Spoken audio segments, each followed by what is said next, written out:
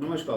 अब ये प्रूव हो चुका है कि जो हमारे लाइफस्टाइल डिसऑर्डर्स हैं जैसे hypertension, diabetes, cardiovascular disease, osteoarthritis, cancer, obesity, ये सब हमारा क्रॉनिक इन्फ्लेमेशन के कारण होता है। तो क्या होता है क्रॉनिक इन्फ्लेमेशन? क्रॉनिक इन्फ्लेमेशन ये रहता है कि लंबे समय तक आपके शरीर में सूजन बना रहे। इसमें क्या रहता है कि जो हमारे सूजन के मार्कर्स रहते हैं, इन्फ्लेमेटरी मार्कर्स, वो फिर हमारे बॉडी में कुछ चेंजेस लाते हैं जिससे लाइफस्टाइल डिसऑर्डर्स के इंसिडेंस बढ़ जाते हैं। अगर वेसल्स के अंदर लंबे समय तक इन्फ्लेमेशन रहे तो एथरोस्क्लेरोसिस हो जाता है जिससे कार्डियोवास्कुलर डिजीज, हार्ट अटैक के रिस्क बढ़ जाते हैं। इसी तरह इन्फ्लेमेटरी मार्कर्स हमारा इंसुलिन के रेगुलेशन को डिस्टर्ब करते हैं जिससे डायबिटीज़ के इंसिडेंस बढ़ सकते हैं। और यही हमारे कारण रहते हैं। अगर क्रॉनिक इन्फ्लेमेशन जॉइंट्स में रहता है तो ऑस्टियोआर्थराइटिस में कन्वर्ट हो जाते हैं।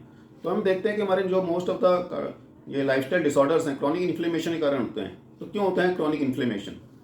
ये मेजर फैक्टर है क्रॉनिक इन्फ्लेमेशन के, जो इन्वायरमेंटल पॉल्यूटेंट्स हैं, सिगरेट स्मोकिंग, और हमारा जो पुअर डाइट पैटर्न है जिसमें हम अगर हम हाई शुगर कंटेंट लेते हैं या हाईली प्रोसेस्ड फूड ऐड करते हैं अपनी डाइट में, तो ये सब क्रॉनिक इन्फ्लेमेशन हमारी बॉडी में करते हैं। लैक ऑफ एक्सरसाइज, उससे भी हमारी बॉडी में क्रॉनिक इन्फ्लेमेशन होता है।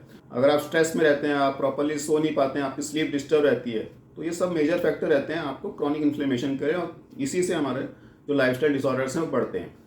और ये प्रूवन हो चुका है कि हमारा जो क्रॉनिक इन्फ्लेमेशन है वो गट माइक्रोबायोम से बहुत ज़्यादा रिलेटेड है।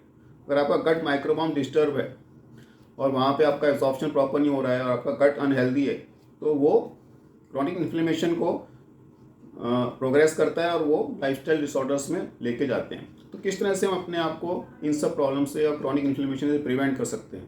तो वही चीज़ें हैं। सबसे पहले हमें अपनी एक्सरसाइज को रेगुलेट करें। अगर हम एक्सरसाइज रेगुलर करते हैं तो ये इन्फ्लेमेशन को कम करता है। हम डाइट में अगर फ्रूट्स वेजिटेबल्स को इंक्लूड करते हैं, हाई फाइबर डाइट लेते हैं और प्रोसेस्ड फूड्स को अवॉइड करते हैं और हाई शुगर कंटेंट जैसे फूड को अवॉइड करते हैं, तो हम अपने बॉडी में इन्फ्लेमेटरी मार्कर्स को कम करते हैं। स्ट्रेस को हमें कम करना है, हमें प्रॉपर स्लीप को अपनाना है। एडुकेट स्लीप भी बहुत ज़रूरी है, हमारी बॉडी को रिपेयर करती है, इन्फ्लेमेशन को डिक्रीज़ करती है। और सबसे बड़ी बात है कि हमें गट माइक्रोबायोम को फिट करना है।